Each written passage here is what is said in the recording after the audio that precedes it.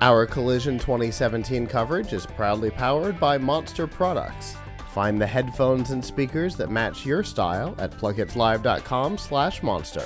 All right. Well, our next guest is here. Hello. Hello. Welcome. Go ahead and introduce yourself for me. Hi, my name's Jennifer DeReyes, and I'm the founder of TechGirl. Okay. And what is TechGirl? Yeah, let me tell you a little bit about TechGirl. So the main mission of TechGirl is to connect young female tech entrepreneurs with a network of specialists, advisors, and mentorships to help them launch their startup companies. Okay. And how do you go about doing that?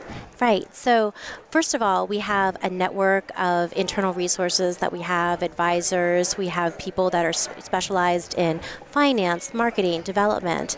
And what we do is that we looked for girls that have the next biggest and brightest idea that we can take to market. And so we know that today there exists a gender gap in technology and in STEM.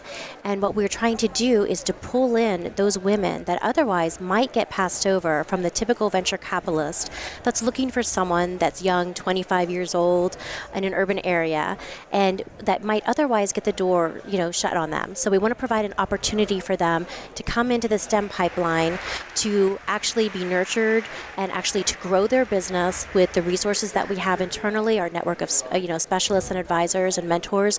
And what we do is we have something called the Incubation Lab, and that's where we go through a process of identifying these candidates that would be perfect to go through the incubation program. And what we do is we have an advisory council that are made up of people in technology and finance, et cetera, that help us select those candidates. And then once selected, what we'll do is we'll work for them approximately for 1 year. We'll help them to refine their business model. We'll actually get them to be shadowing and also be mentored by leaders in marketing, finance, development, et cetera, to help bring their product or their service to the light of day. Otherwise, this may not happen. These girls may not have access to these resources independently. So we provide those, and then once they go into market, once their product launches, by working with our internal team, our network, they will have had the experience to actually manage a company as a CEO, as opposed to working with potentially an investor that might say give you, $100,000 to run off and go start your own business. But however, once you get there, first of all, you don't know how to manage a company, right? So that's a huge thing. And second of all, we know that there's so many males and females that would like to start their own company, and maybe they're a developer, but they don't necessarily have the marketing skills to push forward in a company, right? And so what happens is we provide, the whole spectrum of those resources to these girls so that they can take advantage of that and they can actually launch their own startup company. Okay. That's really cool. This is Thank you. This is a passion that exists in our company too. Great. To get females into STEM. We actually have one of our shows. It's called First Looks. It's a robotics show that is hosted by Danielle and Marissa, who's not with us. It's hosted by two females. Oh, that's great. Because it's a big passion of ours. And it's really topical, right? So, we hear about the gender gap in STEM, and really our focus is, to bring these girls in at really young ages, to get them exposed to STEM.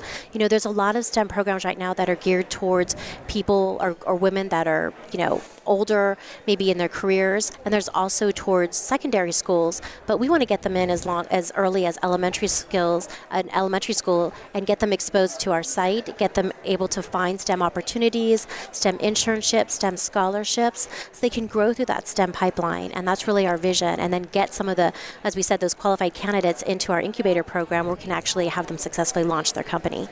So you're a relatively new network, right? That's right. How long have you guys been around? So we actually started the company in very late December of 2016. Okay. Yes, and this is our first time at Collision, so we're a very early stage startup company, but very excited to be here and grow our network and also, develop strategic partnerships with all of the people that we're meeting here, which is fantastic, and as well as, we're hoping to, of course, gain additional funding for TechGirl. So where are you working out of right now? So we're in Philadelphia, and I also have my chief of marketing that's on the West Coast in California. Okay. And your connections in Philadelphia, are you working with a particular school? And like a particular group of mentors, like how does that work? Yeah, so a couple things is, so we're starting local, we're starting regional, right? And we want to expand out throughout, the U.S. first and then scale up eventually to be global. So with that, we're tapping into, local communities, local schools.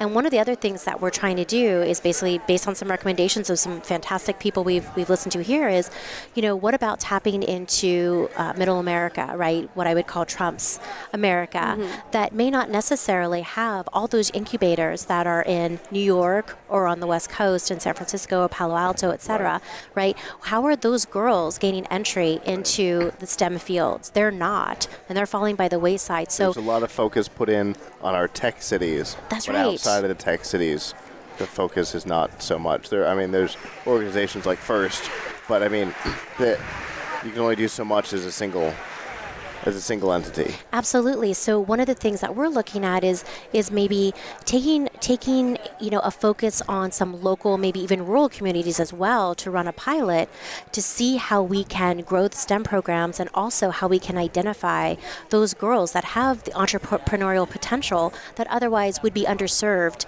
in a larger community where STEM is very prevalent. So that's one of our other focuses too, is looking at the kind of local rural communities outside of Philadelphia. Okay. So if I were a mentor and I was looking for a particular group to mentor or something, how would I find you? How would I be able to connect with you? So that's a great question. So basically, we plan to launch our app in November of 2017, and one of the big features is to find a mentor. And so with that, you'll be able to, let's say you work for a company, it could be a tech company, it could be a financial company, what have you. But if you have a career in the STEM field, you'll be able to come to our app, you'll be able to, as a mentee, find a mentor, and vice versa.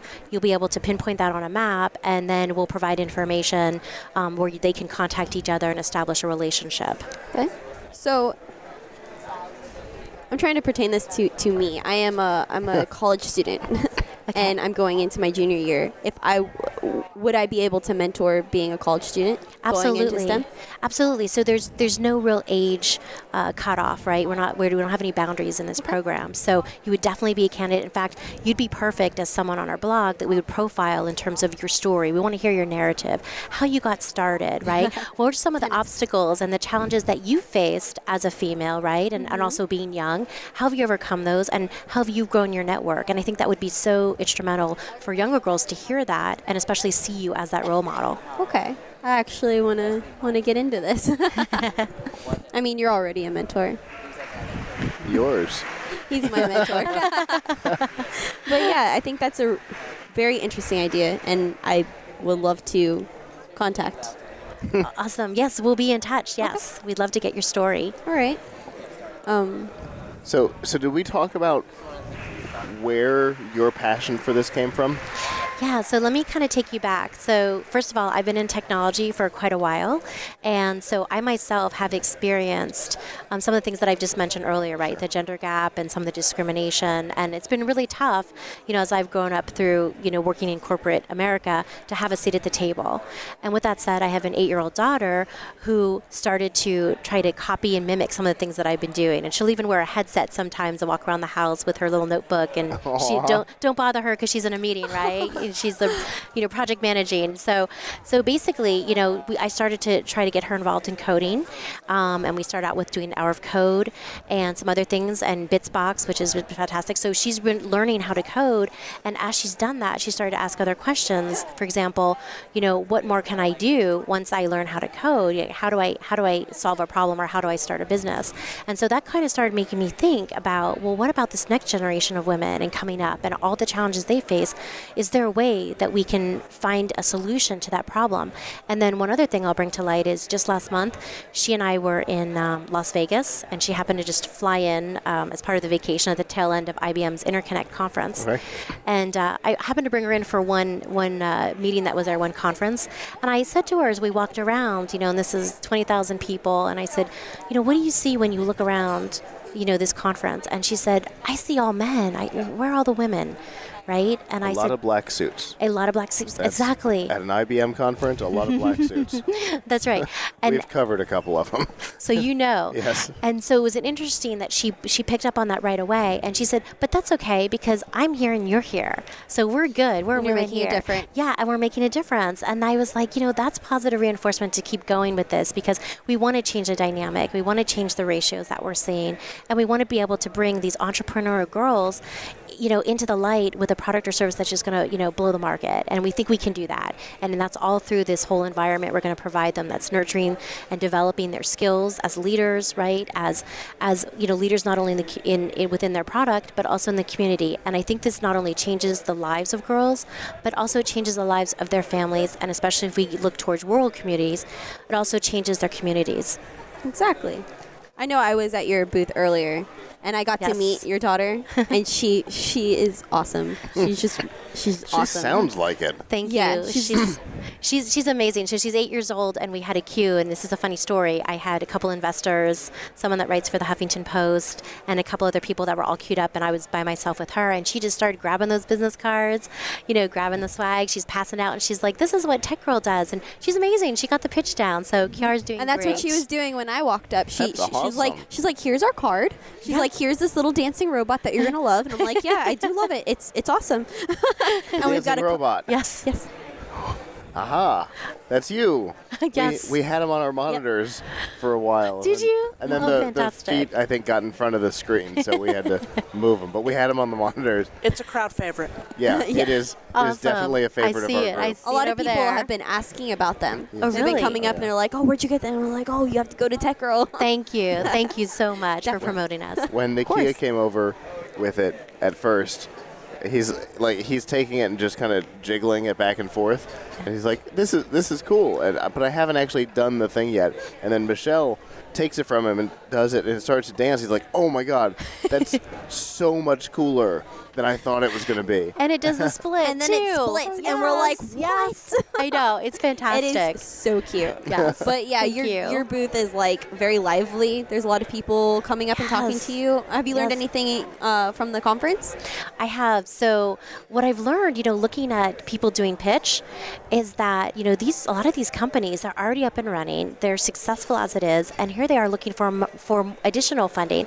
And so what I've learned is, it's an iterative process, looking for investments. It doesn't just stop, after year one. You're continually having to reach out and trying to obtain, all the economics you can to fund your company. So that's not just a once and done pitch.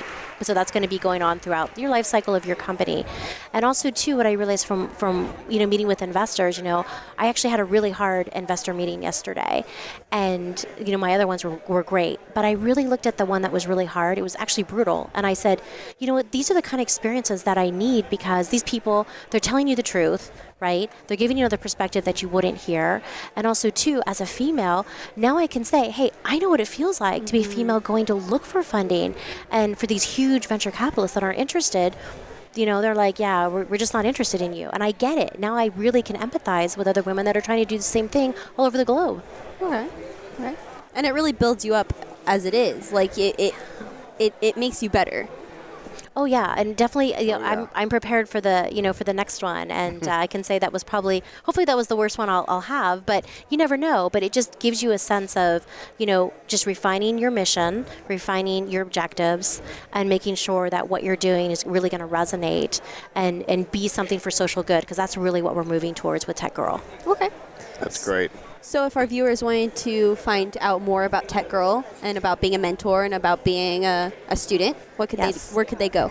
Yes. So right now, today, there's a couple opportunities. So they can go to Twitter, and basically they can go also to Facebook to find us. We're under techgirl.io. And if they go to Twitter, we're TechGirl Connect. And so we hope to see, people come out and visit. Our app that I mentioned earlier is going to be going live in November. So we'll have a platform there to even engage further with our audience and our end users. So we look forward to that. So definitely techgirl.io is the place to go. Look for us on Twitter and look for us on Facebook as well.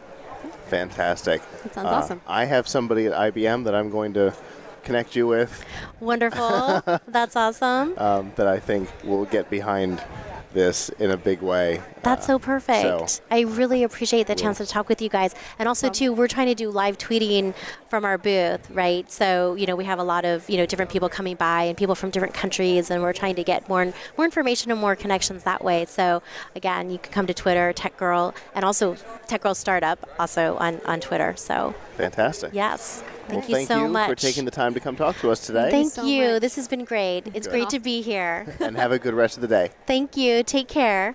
Bye.